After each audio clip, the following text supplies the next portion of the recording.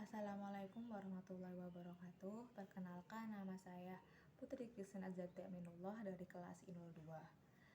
Selanjutnya saya akan mempresentasikan apa La Nina dan El Nino. Dalam bahasa Spanyol, El Nino yang artinya anak laki-laki, sedangkan La Nina memiliki arti anak perempuan. Fenomena El Nino sendiri memiliki arti yaitu meningkatnya suhu air laut di Samudra Pasifik Tengah dan Timur sepanjang khatulistiwa secara drastis dalam jangka waktu tertentu, sehingga air permukaan laut yang hangat bergeser dari bagian Pasifik Barat ke arah timur. Sedangkan La Nina sendiri memiliki arti yaitu menurunnya suhu air laut di Samudra Pasifik bagian timur sepanjang khatulistiwa, sehingga perairan yang hangat bergeser dari bagian timur Samudra Pasifik ke arah barat. Selanjutnya saya akan menjelaskan ciri-ciri dari El Nino dan La Nina. Ciri dari El Nino yaitu yang pertama, suhu udara meningkat dibandingkan suhu normal. Yang kedua, suhu hujan rendah di dekat Papua. Yang ketiga, curah hujan tinggi di dekat Peru. Yang keempat, angin pasat dari arah timur melemah.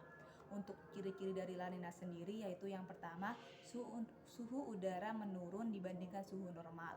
Yang kedua, curah hujan tinggi di dekat Papua. Yang ketiga, curah hujan rendah di dekat Peru. Yang keempat, angin pasat dari arah barat melemah. Mengapa fenomena lautan yang terjadi di Samudra Pasifik berpengaruh terhadap cuaca dan curah hujan di Indonesia?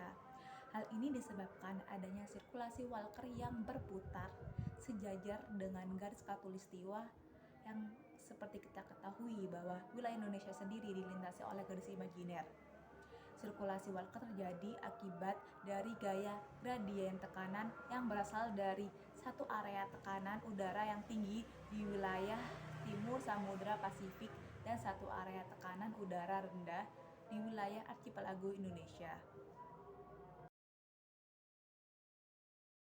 El Nino erat kaitannya dengan cuaca yang sangat panas, kekeringan, dan kebakaran hutan.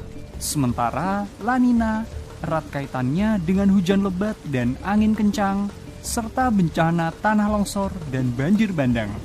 Tapi apa sih penyebab terjadinya fenomena El Nino dan La Nina? Dan kenapa kedua fenomena ini selalu datang bergantian satu sama lain? Di wilayah ekuatorial atau di area sepanjang khatulistiwa bumi terdapat sebuah pola aliran angin yang bergerak mengelilingi bumi dari arah timur ke arah barat.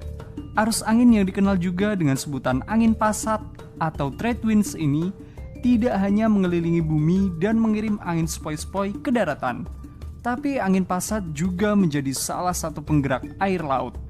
Di sebelah timur Indonesia ada Samudra Pasifik yang lebarnya lebih dari 13.000 km.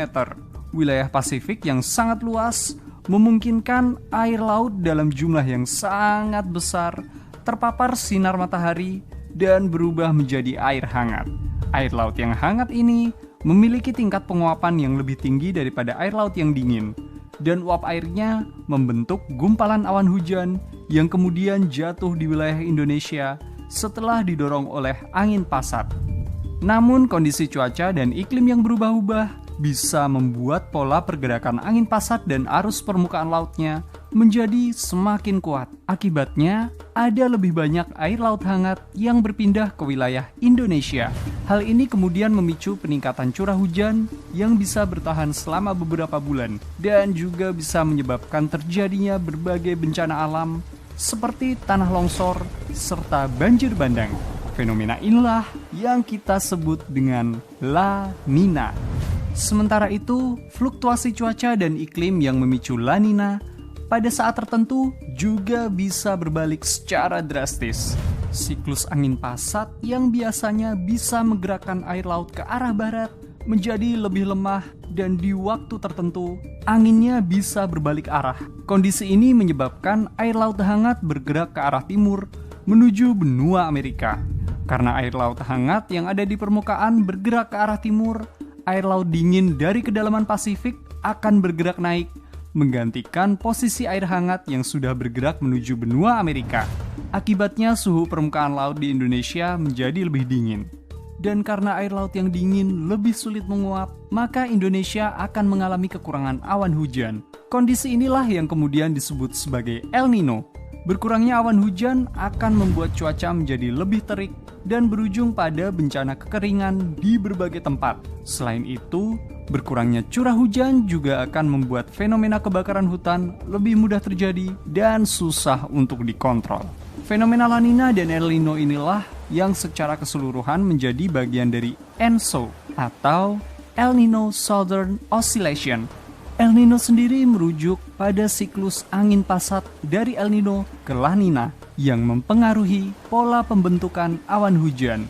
Sementara Southern Oscillation adalah sebutan untuk siklus air laut dingin yang bergerak naik ke permukaan untuk menggantikan posisi air hangat di permukaan laut yang bergerak ke arah timur atau ke arah barat sesuai dengan pola angin pasatnya.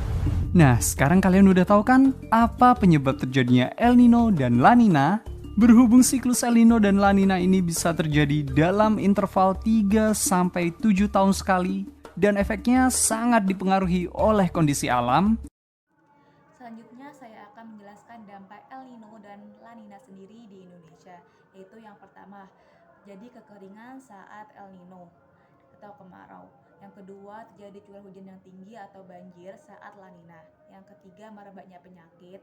Yang keempat, yaitu gagal panen bagi petani. Yang kelima, biaya melaut lebih mahal. Sekian dari saya. Mohon maaf apabila ada kekurangan dari penjelasan saya.